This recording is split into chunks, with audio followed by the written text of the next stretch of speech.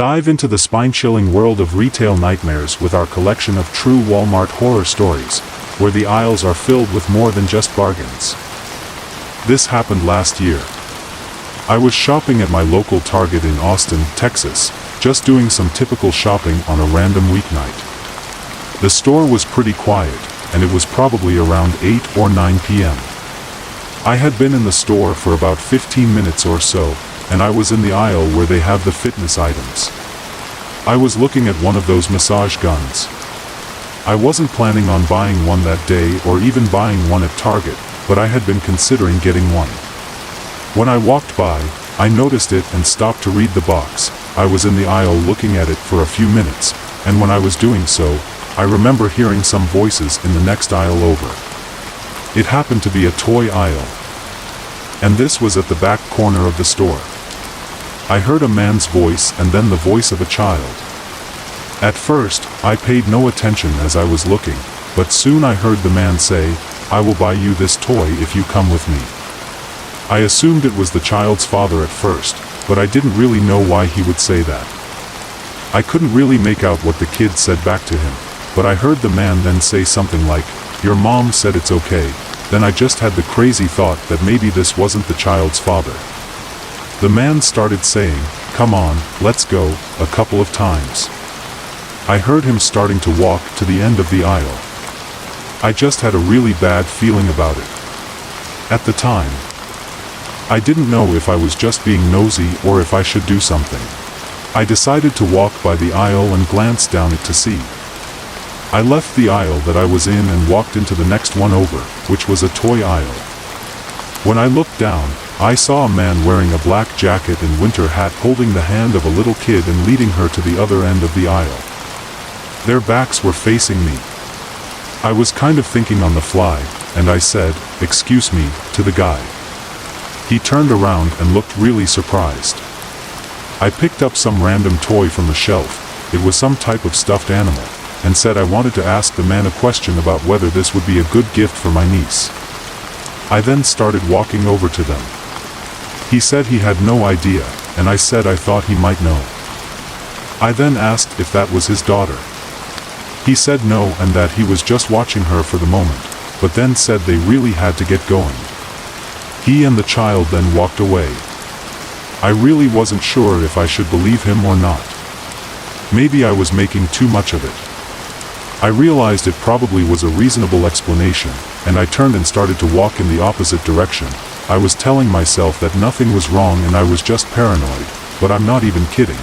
About 30 seconds later, I heard a woman's voice calling out a name. For this story, let's just say the name was Emily. The woman was calling out Emily, not really loud, but enough for people in the aisles nearby to hear, including me. I walked towards the voice and found the woman a few aisles down and more towards the center of the store.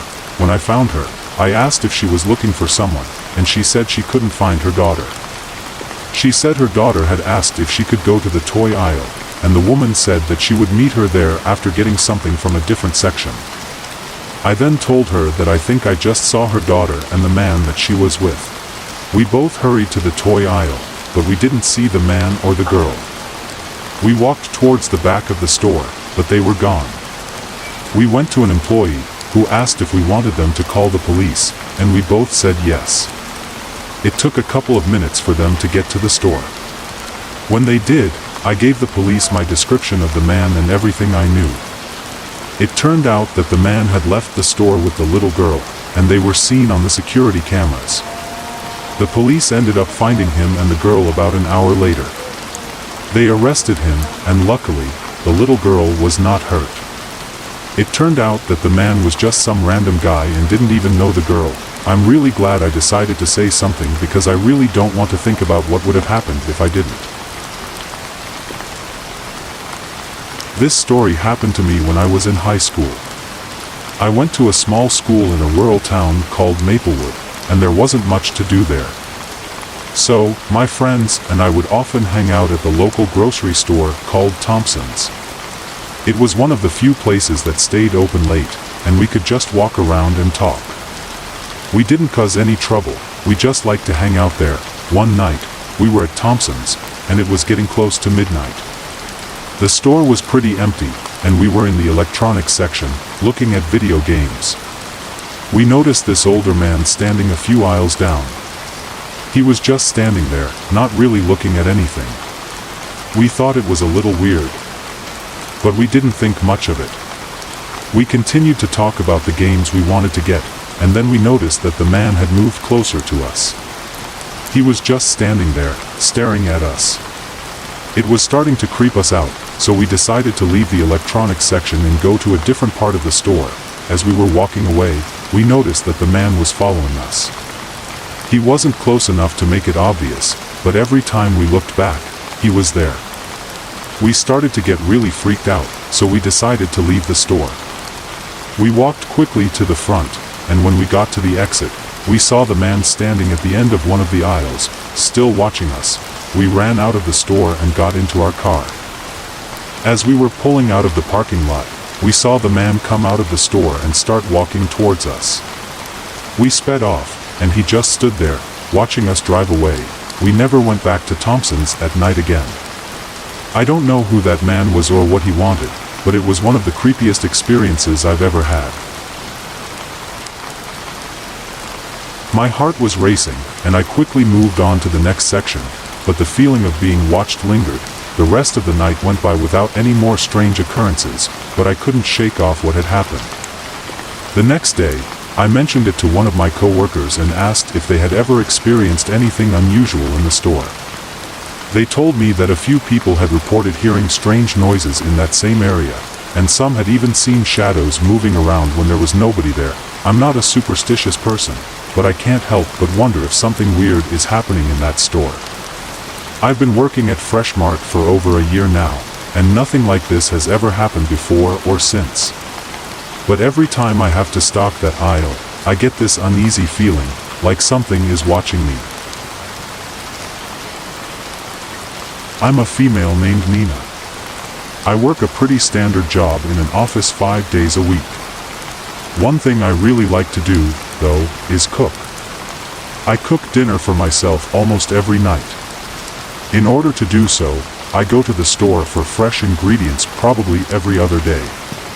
Right on the way home from work, there's a Target only about a mile from my apartment in Austin, Texas, and I found that they usually have the cheapest prices, so I go there for produce and protein all the time. Sometimes I go to other stores, but by far, the most common one for me is Target. The story takes place just a few months back. Like usual, I was stopping at Target after work. I would never get much, just like 4 or 5 ingredients usually, and sometimes whatever else I needed as well. I got off of work anywhere from 3 p.m. to 4, so I got to Target shortly after that each day. This store was usually sort of busy. One day, an employee by the produce area said hi to me. I mention this because the next time I was shopping, he said hi to me again when I was in the same area. Looking back, I hadn't really noticed him before, but I had never really paid attention to the employees. He was bald, had a small dark beard, and was sort of a big guy. He seemed very friendly, and the second time, he asked me how my day was going. We made very basic conversation for maybe 30 seconds before I told the man I better go, and I went on with my shopping. This ended up becoming a regular thing over the next couple of weeks or so. Every time I was shopping, this same Target employee would say hi and engage in conversation with me. I didn't mind it too much because he was always really nice, although when I was getting ingredients after work, I was sort of anxious to get home and didn't really want to chit-chat. The man did start to ask slightly more personal questions each time, like if I was coming home from work, where I worked, and where I lived, things like that. They were starting to weird me out a little bit. I wasn't sure if the man was just a really friendly employee or something else. I told myself he was just a nice guy, and like I said, it didn't really bother me. That was until one time I was walking through Target doing my usual shopping, and he approached me again. He asked me how my day was and the usual, then he asked me for my number. I was nice, but I told the man no. I was afraid he would get the wrong idea if I said yes.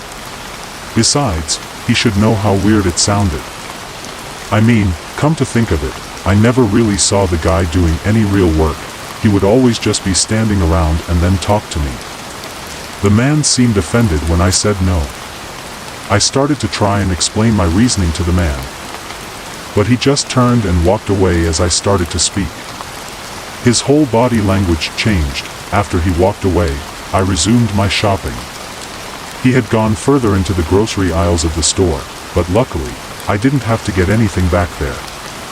I was inside the Target shopping for maybe 10 more minutes before checking out and leaving. I remember that on that day, I parked in the back of the parking lot. When I got inside my car, I noticed that the Target employee was inside a car not too far away from mine. I really have no idea how I noticed him, looking back, but I'm glad that I did. I was assuming that he was either on a break or had just gotten off work for the day. He did not appear to be looking at me, which I was glad to see. I pulled out of my parking space, only to see him pull out and exit the parking lot behind me. I watched in my rearview mirror, and he made the same 2 turns that I did to get back to my apartment. About a minute later, I was arriving at my apartment complex. I was kind of creeped out now because I was almost positive that this man did not live here. I drove around the parking lot of my complex a little and did not want to go straight to my building. I was really suspicious. The man's car trailed mine the entire time. When I realized that he was probably just going to follow me no matter where I went, I decided to leave. I did not know where I was going, but I needed to get out of there. I drove down the quiet road near the complex to a busier one, then I signaled to merge onto a busier road. At this hour, that road, in particular, was really busy because it was almost 5 p.m. and now in rush hour. With the man right behind me, I waited for a gap in the traffic. After about 30 seconds, there was one, but I waited until the very last moment and then pulled out. I basically cut the car off that was driving down the road, and there were several other cars behind it. The car honked at me, but the man behind me had no opportunity to merge at all. That allowed me to basically get away from the guy. I drove down the road for a very short time before turning. It was then that I had the idea to go back to the Target. I was fuming with anger. I drove straight back there into the customer service counter. When I got there, I told them about how one of their employees had followed me home. This Target didn't seem to be the most organized, and they had to call up someone from the produce section to help. When I explained to them what had happened, they told me that nobody of that description works there. I realized that the man must have just put on a red Target vest. Maybe he had worked at a Target in the past, or maybe he had just bought the vest online. Either way, he wasn't an employee of the store. I was even more creeped out now. They told me that they would keep an eye out for the man if he returned, which made me feel a very tiny bit better, but not a whole lot. After that, I very carefully drove back to my apartment again. Thankfully, I did not see the man or his car. I don't believe he knew which apartment building was mine either. Since that happened a few months ago, I have not seen the man. I also have not been back to that particular Target either. This happened about 2 years ago when I was working the closing shift at a Target store in Springfield. My job was to clean up the store before we locked up for the night. Everything was going as usual until around 10:30 p.m. when something strange happened. I was in the cleaning supply aisle, making sure everything was in order when I noticed an odd smell. It was like something had rotted. I thought someone might have spilled something, so I started looking around to find the source. As I searched, I noticed that one of the ceiling tiles was slightly out of place, as if it had been pushed up into the ceiling. I thought it was strange, but I didn't think much of it at first. I continued cleaning, trying to ignore the smell, but it kept getting stronger and started to make me feel nauseous. Eventually, I decided to check the ceiling tile to see if something had fallen in or if there was something up in the ceiling. I grabbed a ladder and climbed up to take a look. When I pushed the tile up, what I saw made my heart stop. There was a dead animal up in the ceiling, probably a raccoon or something similar, and it had clearly been there for a while. The smell was overwhelming, and I nearly fell off the ladder when I saw it. I quickly climbed down and called my manager, Jacob. He came over, and we both stood there, staring at the ceiling in disbelief. We had no idea how the animal had gotten up there or how long it had been there. The next day, we called pest control, and they came out to remove it. They told us the animal must have somehow gotten into the ceiling and then couldn't find its way out. The whole experience was incredibly disturbing, and I couldn't stop thinking about it for weeks. Every time I walked down that aisle, I felt sick. It was one of the most disgusting things I've ever experienced, and I still can't believe it happened.